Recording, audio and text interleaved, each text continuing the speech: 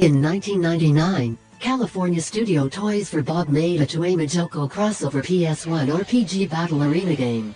The foolish humans constantly remain at the mercy of all their ridiculous wants and whims. And by merely providing a minor catalyst to activate them, we can cause all those pathetic yearnings to spill out as a mass of energy. You guys are the authorities here, so Yeah. anything you say goes. That my expertise with the genre is almost purely as a fan. No backtracking. No backtracking. No. Yeah. You're already on this panel. You, much like the magical girl, you've been thrust into a circumstance that you did not ask for, in which you have to perform above your authority. But not without falling flat on my face from episodes 20 to 26. Yeah, you got to rise to power. Things were not as they appear to be. Rainy day man on your shoulder, I cried when my first brush with love left me shaking inside. Rainy day man. We need to talk about something interesting. So my name is Alex Howerton. I'm a graduate student, very nearly Ph.D. at the University of South Carolina. And I think I originally came into this sphere from a Reddit post I made where I described a magical girl class that I taught to undergrads at my university. I was just so new to the genre when I was teaching it. I really pitched it because I was a fan of Madoka at that point, Right. and just thought it would be cool to jump in. So when I made the Reddit post, a lot of the feedback I got was like, oh, your take on the genre isn't very sophisticated or complete or whatever. Sure. And I think it was reasonable criticism, but I did get a chance to teach a different version of the course again. But it was a more rigorous history of the genre because I had gotten a lot of experience. Like in between the two courses, I watched all of Precure and plenty of other stuff. So we began with like Sally the Witch and ended with Flip Flappers. I think it was just a more comprehensive take on the genre as a whole. That is enough authority for me. I'm Dr. Simon Goff. I mean, don't actually call me doctor, it's just a PhD. My magical girl expertise is that my PhD was about the production and industrial media history of the magical girl genre, with a case study of how Puella Magi Madoka Magica fits into that sort of industrial history of the genre and its production of narratives. All of this is to say that in the English-speaking world, you two are perhaps the foremost expertise of academic magical girls. Can we feels please... like too great a responsibility, personally. Well, it's this is all binding, and you will be held legally responsible for all your opinions here. That's like Nuremberg all over again. But Yeah, it's this is really a passion project on your end. it is, yeah. It's a lot to take in, and I think I wanna be the person who actually brings some academic to this. And I want to ask you, on the get-go, how are we defining participation in the magical girl for the purposes of this list? Okay, so big question. All right. Okay. Are you asking what qualifies as a magical girl, or what aspects of magical girliness are we saying is important? Or Well, a little of both, because I Okay. can see things on here which I would almost like offhand dismiss as not being magical girl. I can also see things on here which I would say are magical girl and other people would say Right. are not. okay. And so if we're taking an approach to genre, let's say that genre is a combination of semantic elements, like, visual elements, convention, stuff like that. Syntactic elements, which are like thematic, overarching connections. And pragmatism, which is just do people think this belongs to this genre or not? How are we sort of marking out the edges of this space? Okay, for the purposes of inclusion onto the list, I went to anylist.co in the genre tag for Magical Girls, downloaded every image for them, and then went from there, removing movies and short OVAs and hentai and things like that. However, in doing this, a number of people have voiced concerns of, like, you know, where's Revolutionary Girl Utena, which was not included, where's Kill la Kill, and things along those lines. So that it created actually this bottom tier here for things that people said should be talked about in the same breath. Genre definitions, of course, this was only purely for simplicity. And this is not saying that AnyList.co has a monopoly on the genre definition of magical girls. I think what's always been the genre definition for me has been, is this useful? It's like, is Avatar anime? I would say yes, because if you are a fan of what we talk about when we talk about anime, if you're a fan of Cowboy Bebop or, you know, Dragon Ball or something, then will you like Avatar: The Last Airbender? And the answer is yes. So Avatar can be included in the same breath or in the same genre functionally. So I think this presupposes a number of things about the genre, you know, that are kind of just cultural osmosis now, that Sailor Moon made something here, or Sally the Witch made something here that we know as the magical girl genre, and then it's kind of the top of this list. And then if you like Futari Wa Precure, you may also like Flip Flappers, or, you know, Hugto Precure, or Shugo Chara, and going from that point of view of we are presupposing there is a nebulous center of the magical girl genre. In between each segment, though, these have been their own brand of deliberately, what do you want to say, ambiguous, I suppose? Because this isn't actually a ranking of how good each show is, you know? It's, because holistically some of these shows could be better or worse, but it's an example of how far away are we from that core. If we kind of understand the core, maybe not, we haven't even just put it into words, but understanding the core, how crucial is this show towards getting at something in that core? Right, we're going from the, like, imperial heartland to the wild, untamed hinterland the further down we go this list. Exactly. Yeah. No, it is good. You've set the stakes of your engagement, you've set the limits, you've acknowledged those limits. So really, this is a good start for a thesis.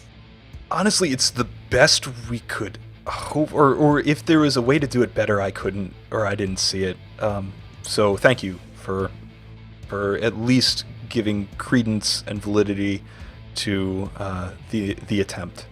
No, and one thing that I wanted to say about this is that, like, you've sort of talked about the number of things where you might have, like, you know, set some exclusions. And it's fine, you need to set those stakes, but I am actually kind of impressed by the inclusiveness shown in this space, because, let's be honest, the magical girl fan space can be fairly gatekeepery about what constitutes real participation in the genre, as we've probably seen with all the Wonder Egg discourse going on recently. Would I put Wonder Egg Priority as a magical girl list? I mean, I know enough people who talk about it in the same terms that they talk about magical girl stuff, and I think for me, a lot of my understanding of the genre is based upon that kind of pragmatic assessment, not a label being put on it by a producer necessarily, but how people have come to it, how they have come to understand it. So to me, it ticks a bunch of boxes in terms of what kind of elements it participates in that share a vein you know what? The history of Magical Girl. You know what the really cool thing is? You said it there, like, how people have come to understand it. That there was, in doing this project, the thing that I possibly learned the most was the collectivism of it all, and just how much people generally understood so much about other people's enjoyment of the shows and the genre, almost intrinsically, and that that even if they, even the academics, I don't know, maybe you having written literally the book on it or the papers on it would have ways to talk about it, but so many of these fans, even lacking the words, still knew what the magical girl genre was and didn't have to poke at it and have it codified. Right. There's almost this ingrained sense that comes from your enjoyment of the genre. As one of the lines in my manuscript is currently saying, that you come to understand that there is a difference between a magical girl and a girl who possesses magic. Exactly. As it might be in another text. And so, yeah, and so when you look at this list, you kind of see these things that are on there, like The Fantastic Adventure of Leda, is that its translated title? Like, I'm not sure whether or not I would confidently say that is a magical girl show, but I can see why, because it sort of has its tendrils, its connections into that history and legacy of the genre. Whatever a magical girl show is, we've kind of tried to touch on it without sitting here and picking all the nits, and hopefully maybe working backwards in that way has done something, or at least been helpful to people. Absolutely. That said, are we bumping Cutie Honey down? I mean, I always feel like I'm doing Cutie Honey dirty if I ever claim that if you she put her she less doesn't than belong very to it. important. I Yeah. just don't know that it's a very good show. I mean, it's not very good, but it is very funny watching it nowadays. I mean, killer theme song too. That's got to count for something. But as for like where Cutie Honey belongs in the list, I think the big question is like, who is this list for? I think if you're trying to figure out what the genre is and how it's come to be, Cutie Honey should be fairly highly ranked. Where is the first season of Doremi? Lower than you might think. And we could certainly entertain an argument from bumping that up. That's my opening salvo. One thing that's interesting about the organization of the list is you have separate seasons of individual franchises, which, like with Precure, I think that makes a ton of sense. But with something like Sailor Moon and Doremi, I think it makes a little bit less because, as it is right now, you've got Doremi Nai Show, which is the 14-episode mini one, right? Yep. That's correct. Yeah, very concise, really a couple elegant episodes, really like beautiful moments. But no one should be watching that before they watch the original series, I don't think. Yes, and it's, I suppose that's unavoidable in the way that we have set this up. The only thing I would say is that I frequently and do enjoy watching all of these out of order. And yeah, you do lose a bit on the character growth aspect, or so much of like Sailor Moon Stars relies on you understanding the relationships between the characters previously established. So yeah, I totally get the argument. In the same vein, though, I don't know, there's still this episodic nature to the magical girl genre, especially 200 plus episode magical girl shows like Doremi, where I think like Doremi Dokkan, the last season of Doremi has really great single episodes or really great character moments that it's cashing in, but I think overall it's just like a weaker season because there's all that stuff with the elephant and like the elephant was great. Okay, I'll put my cards on the table here. So I use my anime list to watch stuff, and Dokkan is the only season that I gave a 10 to out of all of them. Wow. I would give a 10 to the what was it? The Hosada episodes. He did 2 episodes in that season, and they are fantastic. They're excellent. The one that's basically like the class girl language. Time. Oh yes, the girl. Yes, so she even comes to the like split in the road with the girl who left through time. Oh man, we lost it for that one. Can we agree to bump Doremi up a tier? Is that a? I would actually say the easiest way to fix that would be to swap Doremi Nai Show and the original Doremi. I think that ultimately some exposure to Doremi is probably necessary. At least it would be, in my opinion. But then they can continue to watch it if they feel like it, which is, I guess, how we would treat the lower tiers for something that has a ton of spin-offs, or not spin-offs, sequel seasons. Yeah, I guess the only thing I didn't want to do is just put the first season of every long-running franchise up as the highest, Sure, yeah. But I can agree with that. There's a lot of good stuff even in the first season of Magical Doremi, all the stuff with Onpu near the end. Yeah. Yeah, when I taught my class, we used one of the Onpu episodes at the end of season 1. I think it's specifically the one with her dad and the train. Yes. I did an episode about, or I did a video about that, actually. Okay, so I feel like I'm monopolizing things. Yeah, Simon, get in here. Hi. Sorry, I've just been staring at this list, wondering so much to what I'm take looking in at. once. If I really wanted to start something, I would say that Princess Tutu doesn't belong in the must-watch category, but Oh boy. I understand that is a darling of this space, so I will leave it alone. No, I'd love to hear your rationale, because I think it belongs there, but I'm interested in, why it might not. Ugh. I feel like I would need to take about half an hour to prep my comments to try and make them as airtight as possible. You don't need to make them airtight. This is shit posting, baby. Yeah. It's just a feel to me.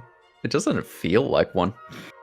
It doesn't feel like a magical girl show, or it doesn't Yeah. feel like it deserves the spot? A little bit of both. And I think that this is probably coming from, again, the differential ways that people have approached the genre. And it's why I think that this space, it is better for this space to be inclusive than it is for it to be gatekeeping and exclusionary. Right. And so at the end of the day, I might not think highly of Princess Tutu. I might not even think that Princess Tutu belongs in the vaunted halls of labeling it as magical girl. But I know that there are so many people who do think that way, who will, talk about how much that show means to them, what they think that show achieves, that there's, no stakes in it for me. I don't win anything by saying that, it's not a magical girl show. Sure. And to be fair, Princess Tutu is a lot of other things as well, and maybe not even primarily trying to be a magical girl show. And many of these shows aren't. I don't think Symphogear is, or any of these shows. Oh, I saw Symphogear up there. Yeah, but I could make the same argument against Symphogear that you're making against Princess Tutu, is what I'm saying. Right. And I think this is doesn't matter. And that's the thing. It doesn't really matter. It comes down to what is your individual sort of criteria list for the genre. And we see that in the discourse that rises up about the genre every so often, where people start getting their hackles raised about Wonder Egg being called a magical girl show in a Polygon piece. Yeah. That was that Polygon piece, and it just blows up, some stuff starts blowing up. And again, I'm saying blowing up in the way that tiny fandom drama blows up in a very particular set of nodules. Right. Wonder Egg sort of, blew up because there was a response that was Wonder Egg isn't a magical girl show. It's a fantasy technology with fighting girls show. That's interesting that you say that, because the response that I received in my sphere of the internet from that Polygon piece talking about Wonder Egg Priority was that it's just written by somebody who hasn't seen another show on this list, and they were not at all talking about is it a magical girl show, because again, that kind of inclusionary philosophy, I think, is a lot of people understand that. They were just instead being like, have you seen, do you know Flip Flappers? Do you know a Pretty Cure season? Have you actually seen a magical girl show? That kind of backlash. Yeah. And that's always going to be another sort of set of slopes that people are going to fall themselves down, because Akiko Sugawa Shimada, she is a magical girl scholar. She actually wrote what I believe to be the first full-length academic work on the genre. It is only available in Japanese, however, so might be out of luck on your end. Right. Where she basically talks about the genre being at least kind of pre-2010s. You can sort of divide the genre's history into 3 sort of decade thematic territories. You have like the 1950s, 1960s, 1970s, where it was all Toei Bandai. Right. Sorry, just Toei at that stage. It was the Toei magical girls, and they were always solo magical girls. Yep. They were typically like, you know, Sally the Witch or Ako-chan. Yep. And those were the 2 paradigms that you have. And then you have Cutie Honey thrown in there as well. And Cutie Honey's kind of off to the side because it's a Go Nagai joint that was like developed as a pitch for Toei, and then they accepted it but kind of tweaked it around so it would be more appealing to young boys. Mm-hmm. And then you get to the 1980s and Toei steps away, and that's when Bandai starts sponsoring people like Studio Pierrot and Production Reed to make Minky Momo and Creamy Mami, which are, by admission of the production team, shows which are designed to sell toys to young girls. Sure. But they also change it slightly, because now they're not really, you know, in Creamy Mami, she doesn't really become an adult. She becomes a 16-year-old. She becomes an idol. Right. And then you get to the 90s, and that's when we got the fighting magical girl and Sailor Moon really rising to the forefront as the model that has continued on so long. Okay, this isn't interesting, or probably going to go in the video, but this is me genuinely having a question for you two. Is that one of the videos I want to make is, I believe, the modern magical girl genre. Think about it in terms of themes, right? And correct me if I'm wrong, I haven't seen any of the older magical girls, your Ako-chans and your whatnot, but I want to make a video claiming that the modern magical girl genre begins in the Nephrite Naru episodes of mid-season, first season of Sailor Moon, because that's the first time that we see this triumph of believing in somebody else and compassion. Am I off base? Now I have to think of every older magical girl show. Right. I think that is a good starting point. I think that, as with anything, the more research you do into it, probably the more exceptions you're going to come across. But again, it's just a matter of staking your ground. So to get to the point where my trailing logic was trying to get to with that, please all go. Of them, yeah, we can move Princess Tutu that... to the end of this genre. Perfect. Yeah. What sort of that idea is that depending on what like period of magical girl stuff you grew up in, that you're most familiar with, that you have spent the most time engaging with and unpacking and forming your perspective, is really going to shift which of these works you consider to be at that beating heart of what makes the genre the genre. Like, we could go historic, like, you know, prescriptivist route and basically say that Sally the Witch and Ako-chan are the absolute beginnings of the genre, and everything else starts deviating from that pure thematic core. Yep. And that would probably be an insane thing to say to most people, but it probably also would make sense to someone. That's kind of the more interesting thing of starting with the interviews first and then coming backwards to what is the magical girl genre. And a lot of the people I talked to were much younger too, right? Didn't watch them on television, or more familiar with watching anime on Crunchyroll or something. So, if we change the parameters a bit, we could completely redefine the magical girl genre in a way that would be almost ridiculous, because of course it's organic, it's alive, it changes and can still change even now, even with Wonder Egg Priority, even, you know. Yeah. So I think this is the thing when, like, if you were to ask me, like, are there things I would move around here? The answer is probably yes, but I'm not sure I really want to. Gotcha. Yep.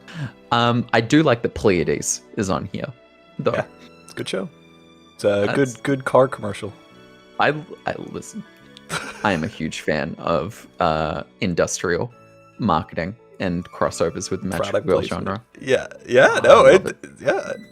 and I think there's a lot of value in things like these, like Arahara. Is that here? Yeah, this is another show that has no importance or relevance, but if you sit down and watch it and you're just looking for a good magical girl story, it's this like really great original magical girl anime with a lot of fresh ideas and a lot of thematic core.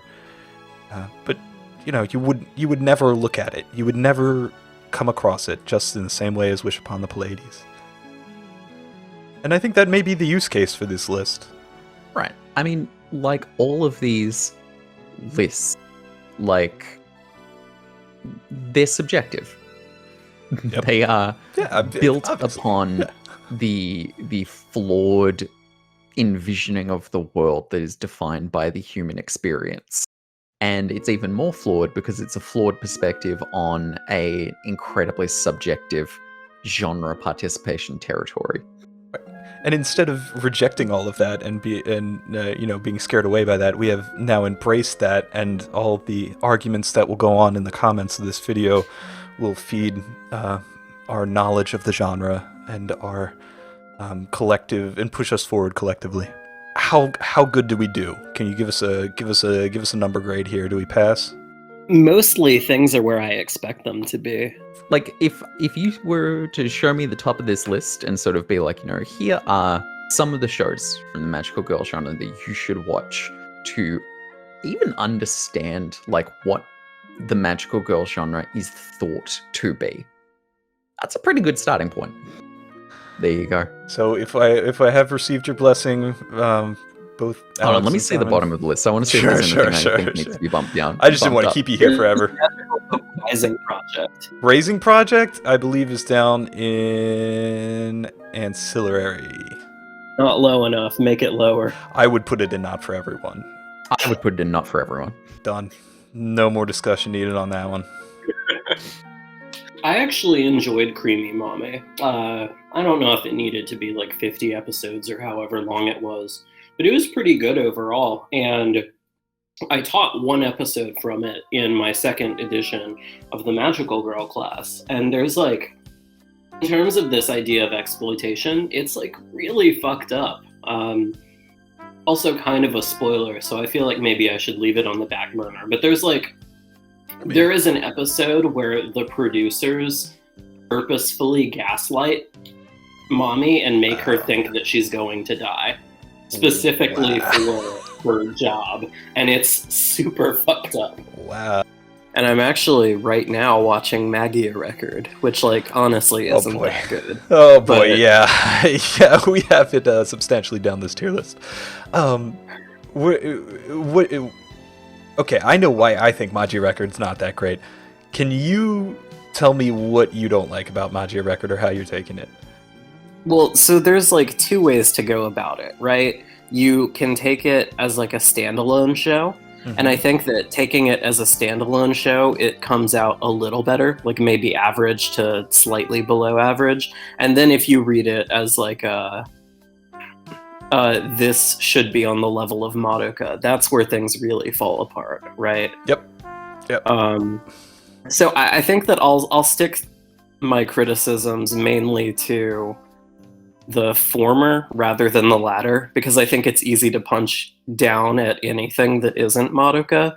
But just like, I think the characters are fine, but they're not any more than fine. Like Iraha just doesn't have a whole lot to her. Yep. And I think that, you know, maybe that's the curse of like the standard magical girl thing, like the pink Precure syndrome or whatever. But there's even less to her than then there's some pretty good pink Precures. Yeah, I get what you. Yes, like I completely agree. And the sad thing too on the character front is that they're like trying to do this very traditional magical girl thing in some ways of establishing this team of, you know, rejects or outcasts and forming those bonds between Yachio and Iraha and everything. And like you see it going out there and then you're just like, ah man, It's done so much better in so many other shows. Oh, hold on. I just saw Tonde Burin in Ancillary. Sorry, it's Pig Girl. Oh, okay, yeah. I really like Pig Girl. Okay, bump it up. I think that was a Yumi that commented on that one, actually. Tonde Burin is really good. I mean, I would put that in decent for dedicated viewers. Okay. So one thing I was kind of curious about, what was your rationale for putting the original Precure in the top slot? Is it just that it's the original?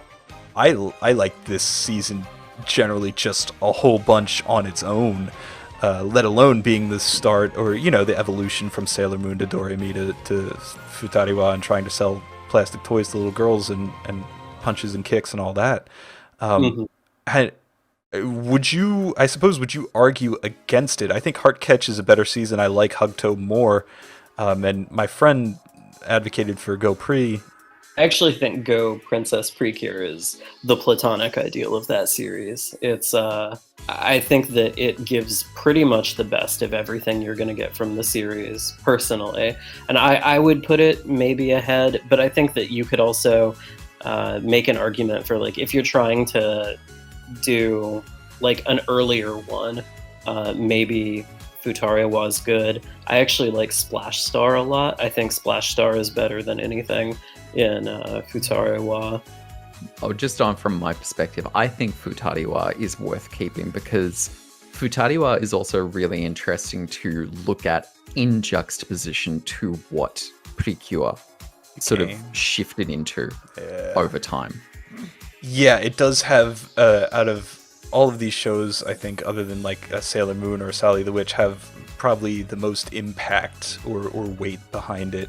So, I think you could ask 100 different Precure fans and have 100 different rankings for Precure. And like I said with Doremi, I hate to give the first season this special, a special oomph. Yeah, it's fair enough. I mainly was just curious about like your rationale and how you sorted those ones specifically, because I think most people are going to agree that Heart Catch is, if not the best, very high up there. Right. Yeah. But maybe picking the second one is the harder question, and I think that it's fine to have the first season. I will tell you, we did have Futari Wa down here, and then my Precure friend said, you should bump that up, you should bump that up. Some other people had said it too. So I think it's very fluid. I think we could rearrange a couple seasons in a couple different ways.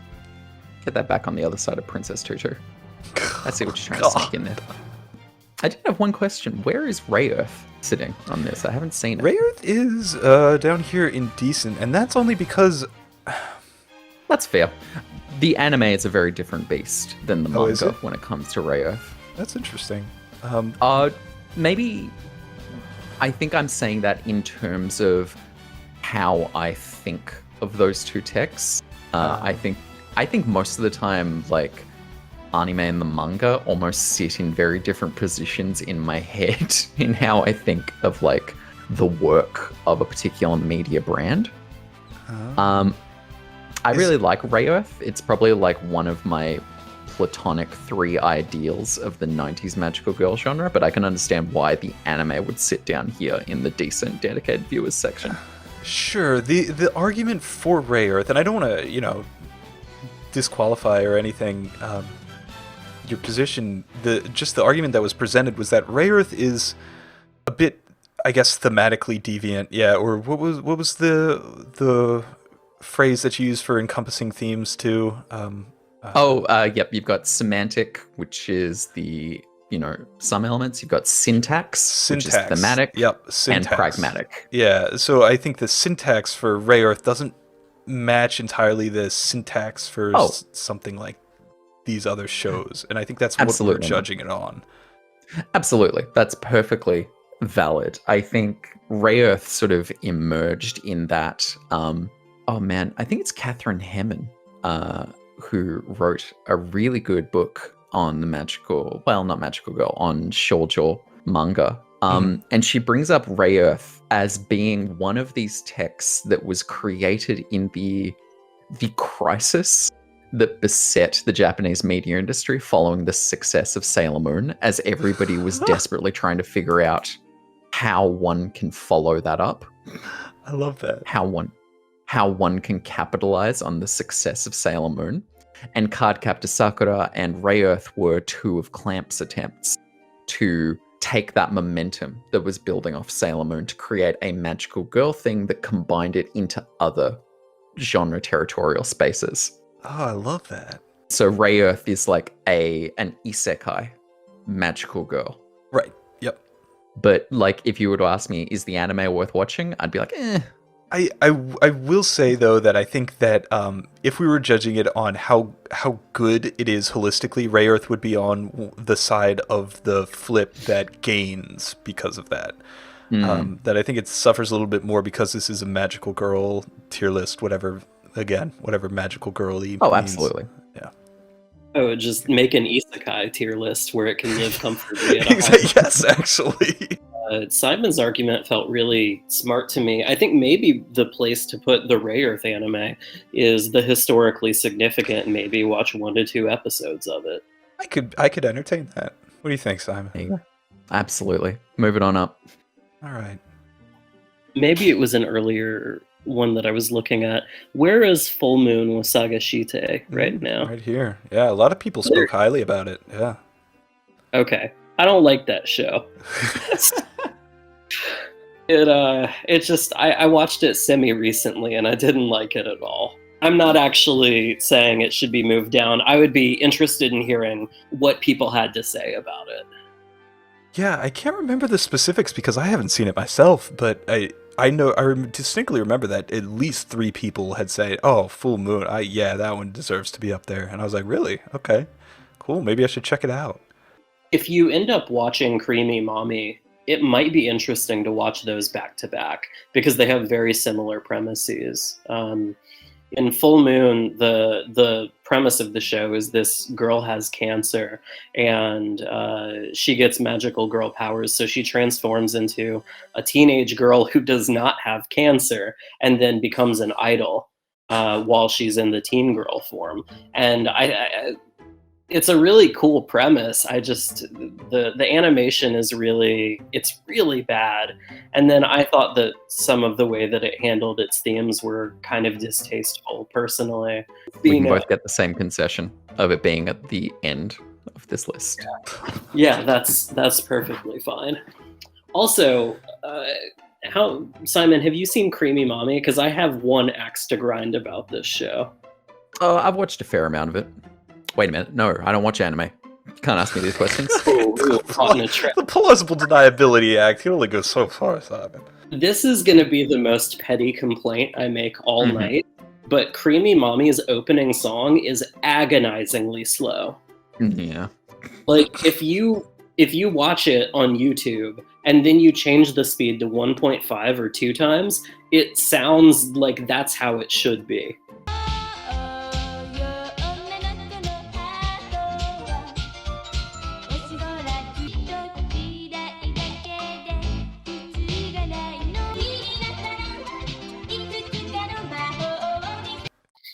Like, again, it was Creamy Mami is self-admittedly in an interview with Patrick W. Galbraith in his book The Moe Manifesto, has an interview with the producer of Creamy Mami, I believe. And in an interview, Galbraith just asks, like, this show was really popular with adult men. Was that intentional?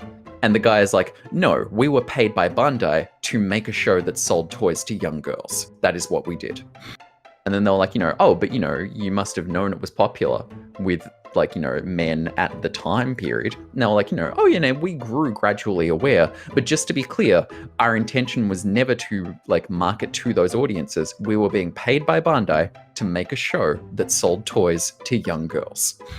Wow. And it feels like a microcosm of the genre as a whole until maybe the 90s and 2000s when the shows started being marketed toward men from the outset. Yeah, you have the Nanoha Symphogear branch of the magical girl. Yeah, well, I mean, the very beginning of that is Pretty Sammy. Oh, yeah. I actually really like Tenchi Muyo just as a franchise, and Magical Sammy or Pretty Sammy is just always this crazy thing that I'm like, maybe I don't know the whole story behind it, but it's just like, well, that's Sasami Club. You've got the actual Pretty Sammy up in decent for dedicated viewers there. Okay, so Sasami Club came after Pretty Sammy, right? This is the OVA with Bill Gates as the bad guy, and if you put that power in my hands, why, I could install my software permanently into every computer in cyberspace! Soon every computer would be the same, every program would be the same, and every user would be the same.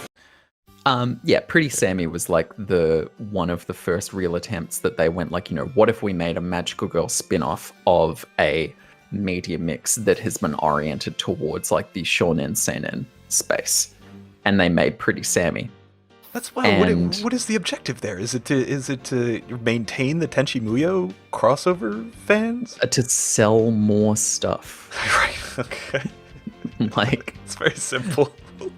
At the end of the day, I think that a lot of the time we might get lost in these high-minded, arguments about the semantics, the thematic heart of the genre, the other thing. At the end of the day, the genre has pretty much from its outset been a space used to sell toys to people. 100%. It's just that over time, the marketers have gone, well, crap, we've got less of a captive audience base in young girls due to the context of Japan. Let's start selling it to other people. Let's start selling it to the people who emerged in the 1980s as the most voracious consumers of pop cultural detritus. Chase that audience, man. Capitalism at work. What can you say to that? What is there to know other than... What is a counter-argument to capitalism? Yeah. No counter-argument. It just means you need to make a tier list of Magical Girl toys. I wanted to double-check the technically Magical Girl adjacent thing to see how far that gets pushed. Oh, I like Penguin Drum. Hi, that's one of my favorite anime ever made, right up there with Princess Tutu, but, I don't think it is in and of itself a Magical Girl show, though, certainly. Alright. What? No, I want to hear your argument for it. No. I don't have an argument. I have feelings. I have feelings as well. And if there's one thing we've learned, it's that facts trump feelings. Have we learned that?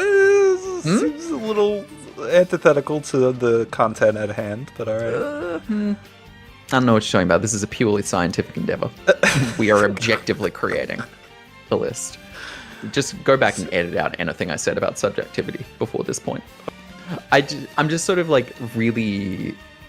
I'm really fascinated by how you've got this technically Magical Girl adjacent territory, which contained things like Utena, which I think I have probably gotten close into fights with people over whether or not it constitutes a Magical Girl text. Sure. Strike!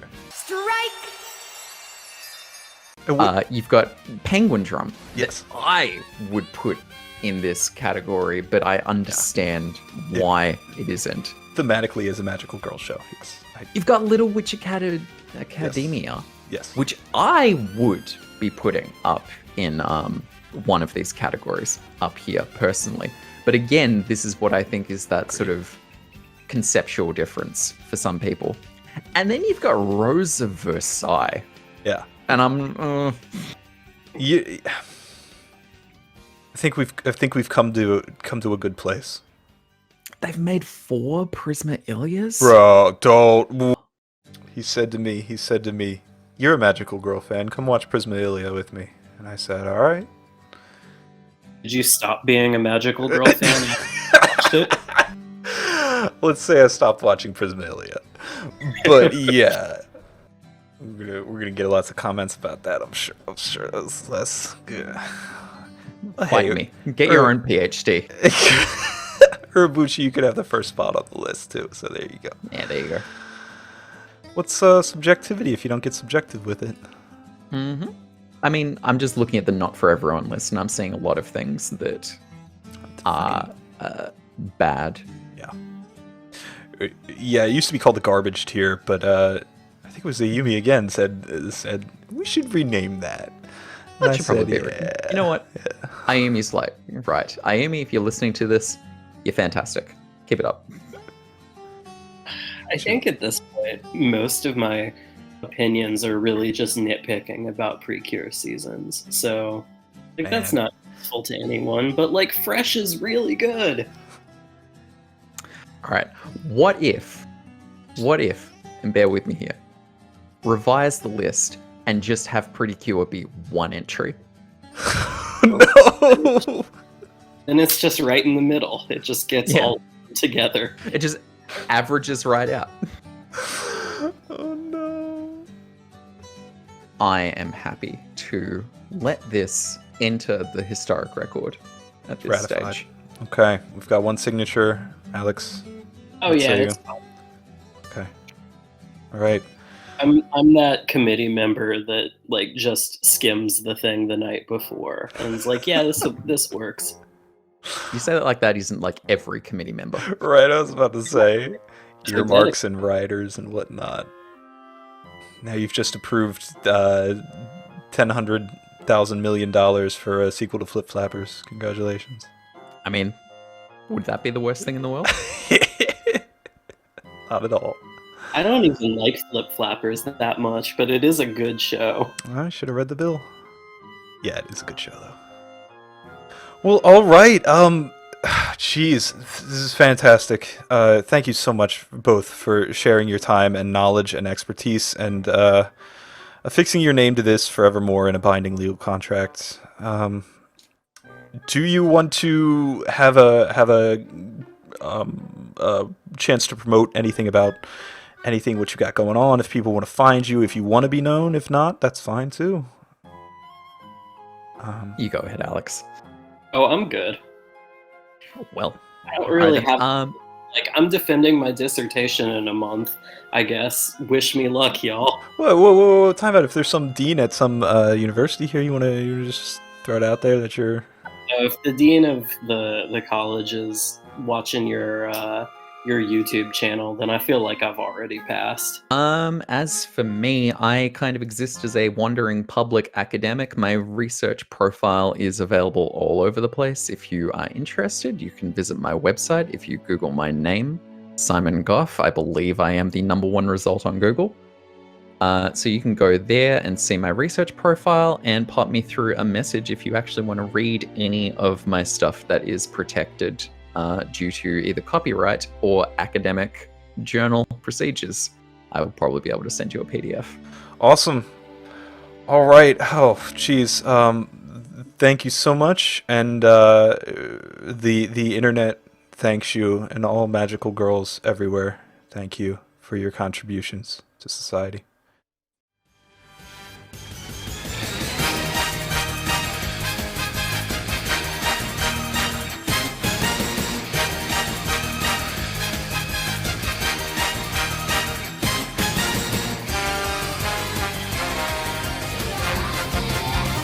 Bikkuri bikkuri bimbiri, なんだか